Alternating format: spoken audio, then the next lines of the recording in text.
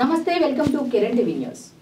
రాజుల్లో Pawan Kalyan deputy CM Pawan Kalyan మాట్లాడిన మాటలను వక్రీకరిస్తూ తెలంగాణకి సంబంధించిన రాజకీయ నేతలైతే ఇష్టం వచ్చినట్టు ఒక చెడు అర్థం వచ్చేలాగా దాన్ని ప్రజల్లో నెగిటివ్ గా తీసుకెళ్లే ప్రయత్నం అయితే చేశారు. అయితే దీన్ని ఖండిస్తూ జనసేన పార్టీకి సంబంధించిన కేంద్ర కార్యాలయం అయితే ఒక లెటర్ అనేది విడుదల చేసింది. దీనిపై మాట్లాడేందుకు మనతో ఉన్నారు ప్రముఖ రాజకీయ విశ్లేషకులు చందు శ్రీనివాస్ గారు. సార్ నమస్తే. నమస్కారం అండి. సార్, ఈ లెటర్ మీద మీరేం చెప్తారు? లెటర్ చాలా హుందాగా ఉంది. రాసిన 3 లైన్లు కూడా చాలా పర్ఫెక్ట్గా ఉంది.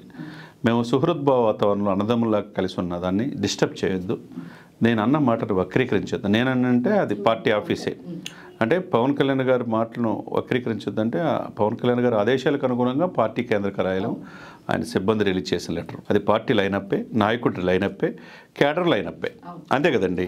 ఎక్కడ కూడా అంటే వీళ్ళు ఆశించింది ఏంటంటే భయపడతాడు పవన్ కళ్యాణ్ గారు, క్షమాపణ కోరతాడు, అయ్యా నేను తప్పు చేయను, నీ కాళ్ళు మొక్కుతాను బాంచను అంటాడని అనుకున్నారు.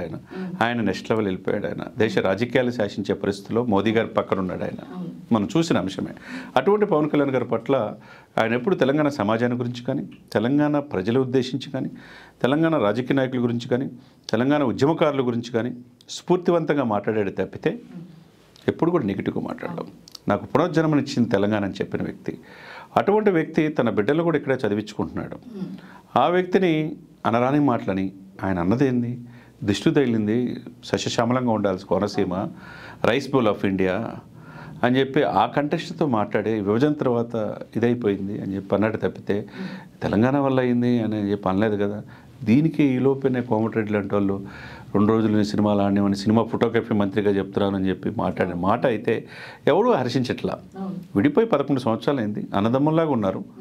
ఇప్పుడు ఆంధ్ర నుంచి వచ్చిన వాళ్ళు, ఇప్పుడు జగదీష్ రెడ్డి లాంటి వాళ్ళు ఇష్టం వచ్చినట్టు మాట్లాడారు కదా. అదే బీఆర్ఎస్కి నిలబడింది సెటిలర్స్, హైదరాబాద్ సిటీ సరౌండింగ్ అంతా ఆంధ్రప్రదేశ్ నుంచి వచ్చి ఇక్కడ ఉద్యోగాలు చేసుకుంటే ఇక్కడ పెళ్లిళ్ళు చేసుకుంటూ ఉన్నాలేగా. లేకపోతే ఆ మాత్రం బీఆర్ఎస్కి ఆ సీట్లు కూడా వచ్చాయి కాదు. అదేవిధంగా కాంగ్రెస్కి ఆ మాత్రం గెలిచి ఇప్పుడు అధికారంలో వచ్చిందంటే ఆంధ్రప్రదేశ్ నుంచి కానీ ఉత్తరాంధ్ర, కోస్తా, రాయలసీమ నుంచి వచ్చి ఇక్కడ మమేకం అయిపోయి సెటిల్ అయిన వాళ్ళ పాత్ర లేదంటారా? వాళ్ళ ఓట్లు మాత్రం వాళ్ళు కావాలా? ఇష్టం వచ్చినట్టు అంతకుముందు అమ్మనాభూతులు తిట్టి లకారాలు ఉపయోగించిన నాయకుల్ని అది కూడా భరించారు ఆంధ్రప్రదేశ్ ప్రజలు. ఇష్టం వచ్చినట్టు మాట్లాడారు ఉద్యమకారుల రూపంలో చాలామంది. వాళ్ళ తర్వాత తెలుసుకొని గత 10 సంవత్సరాల నుంచి వీళ్ళు మన అన్నదమ్ములే, వాళ్ళని కళ్ళల్లో పెట్టుకొని చూసుకుంటాం, మేము గుండెల్లో పెట్టుకుంటా ఉన్నారు. అదేవిధంగా పాలకులు ఉన్నారు, ఎక్కడ చిన్న కేసు కానీ ఏమి లేవు. విడిపోయారు. విభజిత ఆంధ్రప్రదేశ్లో ఎవరి రాష్ట్ర అభివృద్ధి కోసం వాళ్ళు పాటుపడుతూ ఉన్నారు.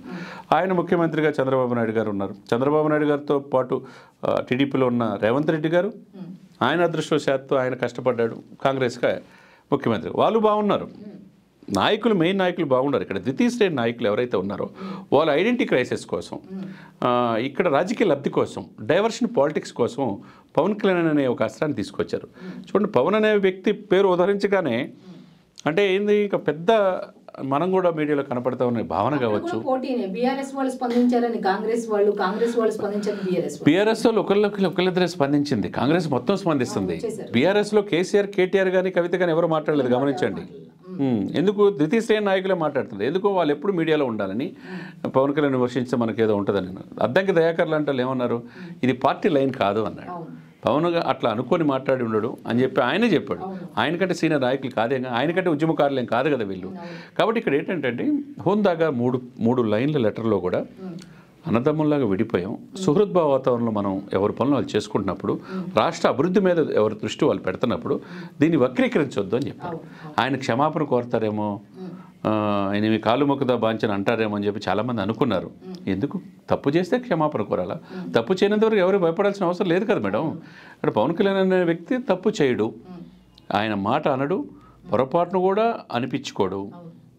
పొరపాటు కాల అన్నాగానే రాజకీయాల్లో భరించాడు తప్పితే 3 పిల్లలు 4 పిల్లలు అని చెప్పి అన్నారు, అమ్మని, తల్లిని, బిడ్డల్ని అవహేళన చేసిన భరించి ప్రజల కోసం ఆయన రోడ్డు మీద తిరిగాడు తప్పితే రాష్ట్ర ప్రజలు, దేశ ప్రజల భవిష్యత్తే బాగుండాలి, రాజకీయాలు వచ్చిన తర్వాత ఇవన్నీ మామూలే అనుకున్నాడు.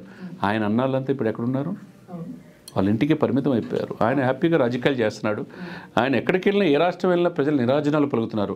అటువంటి వ్యక్తి పట్ల ఇలా మాట్లాడటం అనేది కరెక్ట్ కాదు. హుందాగానే లెటర్ కూడా వాళ్ళ యొక్క లైన్ ఏంటి అనేది జనసేన కేడర్ స్పష్టంగా కార్యాలయం నుంచి వచ్చిన లెటర్ని బట్టి మనకు అర్థమవుతుంది అనమాట. ఇప్పుడు సిపిఐ నేత నారాయణ గౌడ్ సార్ పవన్ కళ్యాణ్ని మంత్రి మండలి నుంచి బర్తరఫ్ చేయాలి, అసలు తెలంగాణ ఆంధ్ర మధ్య విభేదాలు సృష్టించే మాటలు ఈ విధంగా ఎలా మాట్లాడతారు అన్నట్టుగా మాట్లాడుకుంటూ వస్తున్నారు. ఇప్పుడు సిపిఎం నారాయణ గారు నేను ఏమంటానంటే ఆయన నిత్యం వివాదాలకు కేంద్ర బిందువు అవుతాడు. మరి బిగ్ బాస్ని జస్ట్ బ్రోకర్ హౌస్ అని చెప్పి అన్నాడు. మరి అది ఆయన ఏమైనా కోర్టులో కేసేసి ఆపించగలిగాడు. ఆ రోజులు చిరంజీవి గారి గురించి విమర్శించాడు, శీతల పానీయాల గురించి చేస్తున్నారని చెప్పేసి పవన్ని విమర్శిస్తుంటాడు. ఆయన కూడా ఐడెంటిటీ క్రైసిస్ ఎక్కువ. ఆయన అయిపోయింది. ఒకప్పుడు సిపిఎం అంటే గ్రామాల్లో జెండాలు పట్టుకునే వాళ్ళు ఉన్నారు, గెలిపించుకునే క్యాడర్ ఉండేది. ఇప్పుడు అసలు లేదు.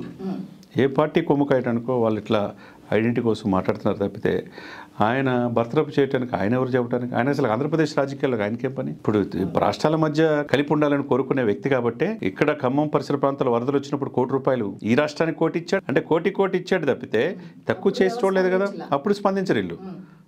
అప్పుడు వీళ్ళకి ఆ యొక్క హృదయం ఉండదు. వీళ్ళు రూపాయి తీరు, అమ్మ పెట్టదు అడుక్కు తినేది అన్నట్టుగా వీళ్ళ వ్యవహారం ఉంటుంది. వీళ్ళు ఉచిత సలహాలు మానుకోవాలా. రాజకీయం అయిపోయింది నారాయణది. ఎవరు పట్టించుకుంటాడు? పట్టించుకునే టైం కూడా లేదు.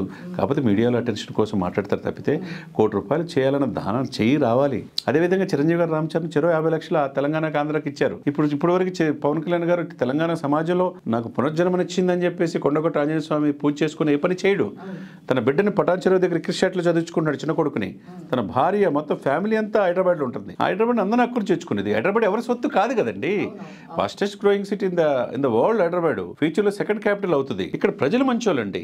చిన్నపాటి దావతులు హ్యాపీగా అన్నదమ్ముల్లాగా ఉంటారు. ఎక్కడి నుంచి వచ్చినా దేశవ్యాప్తంగా ప్రపంచవ్యాప్తంగా ఉన్న వాళ్ళంతా హైదరాబాద్లో ఉంటారు. ఇప్పుడు మొన్న జిహెచ్ఎంసీ విస్తరించడంతో గ్రేటర్ హైదరాబాద్ దేశంలోనే ఎక్కువ జనాభా ఉన్న నగరంగా మనం చూస్తున్నాం.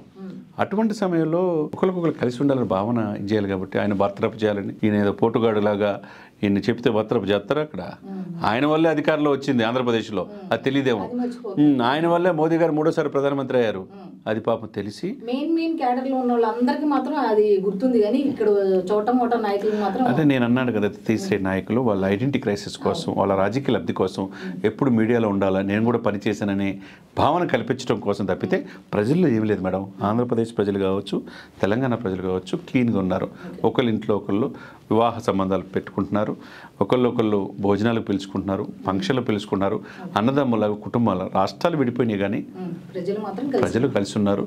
ఒక ఫ్యామిలీ లాగా ఉంటున్న ఈ సందర్భంలో ఇటువంటి రాజకీయ నాయకులు ఈ బూతులు తిట్టడం, ఈయన్ని మెంటల్గా మానసికంగా సరిగ్గా లేదని చెప్పటం, అంటే మానసికంగా పవన్ కళ్యాణ్కి లేకపోతే దేశ రాజకీయాలు శాసించే స్థాయిలో ఉంటాడా? ప్రజలు నిరాజనాలు పెరుగుతున్నారా? ఈయన పవన్ గారు తుఫాన్ అని దేశ ప్రధాని మోదీ అంటాడా? మరి అదే మోదీ గారి దగ్గరికి ఇప్పుడు రేవంత్ రెడ్డి గారు ఇప్పుడు విమర్శిస్తున్న అధికార పార్టీ అంతా వెళ్ళి 11ంటికి కలిసాడు కదా. దేనికి? రైజింగ్ తెలంగాణ సమ్మిట్కి పెట్టుబడుల సదస్సుకు హాజరక్కమని. మరి అదే హాజరయ్యే క్రమంలో ఒక్కొక్క రాష్ట్రానికి ఒక్కొక్క మంత్రిని పంపిస్తున్నాడు. మరి ఆంధ్రప్రదేశ్కి ఎవరిని పంపిస్తున్నారు అనుకుంటున్నారు మీరు? కోమటిరెడ్డి వెంకటరెడ్డి. మరి ఏం పోయి మాట్లాడతాడు అక్కడ? అంటే పోయి చంద్రబాబు నాయుడు గారికి పవన్ కళ్యాణ్ గారి మీద ఫిర్యాదు చేస్తాడా? అక్కడ పిలిచినప్పుడు జనసేన క్యాడరు గనక ఈయన మాటలు గుర్తుపెట్టుకుంటే ఏమవుతుంది? ఈయన రాణిస్తారు ఆంధ్రప్రదేశ్? మీరు చెప్పండి. ఒక్కొక్క మంత్రిని రైజింగ్ సదస్సుకి అందరు ముఖ్యమంత్రులని డిప్యూటీ సీఎంలు పిలవడానికి రేవంత్ రెడ్డి గారు ఒక టాస్క్ ఇచ్చారు. ఏపీకి పంపించేది ఎవరిని అంటున్నారు? కోమటిరెడ్డి. మరి కోమటిరెడ్డి ఇప్పుడు జనసేన తలుచుకుంటే కోమటిరెడ్డి ఆంధ్రప్రదేశ్లో అడుగు పెట్టగలరా? ఇది కాదు. ఇదేంటంటే అన్నదమ్ములాగా ఉండాలి, రెచ్చగొట్టుకోకూడదు. అయిపోయింది మేడం. ఇక్కడ హైదరాబాద్ డెవలప్ చేసుకోవాల్సిన బాధ్యత రేవంత్ రెడ్డి గారిది, ఆ టీమ్ది, ప్రజలది. అక్కడ ఆంధ్రప్రదేశ్ బాగు చేసుకోవాల్సిన చంద్రబాబు నాయుడుది, పవన్ కళ్యాణ్ గారిది, అక్కడున్న ప్రజలది. ఎవరి రాష్ట్రం వాళ్ళు అభివృద్ధి చేసుకొని ఈ 2 తెలుగు రాష్ట్రాలు దేశానికి ఆదర్శం కావాలి. కానీ ఇలా కొట్టుకోటాలు తిట్టుకోటాలు ఇది కాదు కదా. ఇప్పుడు వీళ్ళందరూ వీళ్ళకి తెలియకుండానే పవన్ కళ్యాణ్ ఒక గొప్పతనాన్ని తెలియకుండానే చాటుతున్నారని చెప్పుకోవచ్చు సార్. పవన్ కళ్యాణ్ గారి గొప్పతనం ఎవరు చాటాల్సిన అవసరంలా. నిత్యం ప్రజల్లో ఆయన ఏదో చేయాలనే ఉద్దేశంతో ప్రయత్నాలు చేస్తున్నారు, అవేమో విఫలమవుతుంది. అవునండి. పవన్ కళ్యాణ్ గారు ఏంటంటే నెక్స్ట్ లెవెల్ వెళ్ళిపోయాడు మేడం. నేషనల్ పొలిటికల్ స్టార్ ఆయన. మోదీ గారి దగ్గర ఉన్నాడు ఆయన. ఇప్పుడు కాదు, గెలవక ముందే 2 రాష్ట్రాల నుంచి ఒక్కొక్క వ్యక్తిని పిలిచాడు. 26 పార్టీలు మిత్రపక్షాలను, ఎన్డీఏ. అప్పుడు ఎక్కడున్నాడు పవన్ కళ్యాణ్ గారు చెప్పండి మీరు? మోదీ గారు వెనకున్నాడు. అక్కడ ఎమ్మెల్యే కూడా కాదు ఆయన. ప్రజల్లో ఎంత ఉందో ఆయన తెలుసు కాబట్టి మోదీ గారికి అంత ప్రాధాన్యత ఇస్తాడు. తర్వాత గెలిచిన తర్వాత ఎక్కడున్నాడు ఈయన? ఈయన పవన్ గారు తుఫాన్ అని పక్కన కూర్చోబెట్టుకున్నాడు. కట్ చేస్తే మన పుట్టపర్తి సాయిబాబా 100 సంవత్సరాల ఉత్సవాలు ఎక్కడున్నాడు? రైట్ సైడ్కి వచ్చేసాడు. వెనకున్న వ్యక్తి పక్కకు వచ్చాడు. ఆ స్థానాన్ని ఎవరైనా భర్తీ చేయగలరా? ఈ సోకాల్డ్ నాయకులు వీళ్ళంతా విమర్శించే వాళ్ళు ఎవరైనా ఆ స్థాయికి వెళ్ళగలరా చెప్పండి మేడం? ఎంతమంది సభలో ఉన్నా పవన్ దగ్గరికి వచ్చి ఒక్క నిమిషం ఆగి మాట్లాడుతున్నాడా లేదా? వీళ్ళకి అది లేదు. వీళ్ళకి అది ఎప్పుడు రావాలి? వీళ్ళకి వస్తుందని మీరు అనుకుంటున్నారా? మీరు భావిస్తున్నారా? వీళ్ళ రాజకీయ జీవితం అయిపోయే లోపు ఆ స్థానంలో మోదీ గారి ప్రధానమంత్రి సరసన పవన్ లాగా ఉంటాడు అని మీరు భావిస్తున్నారా? చెప్పండి. లేదు లేదు, అవకాశం ఉందా?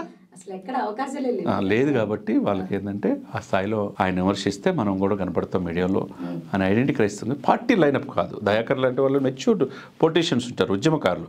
ఇది పవన్ గారు అటువంటి వ్యక్తి కాదు. గద్దర్ గారిని కూడా విశ్వసించే వ్యక్తే.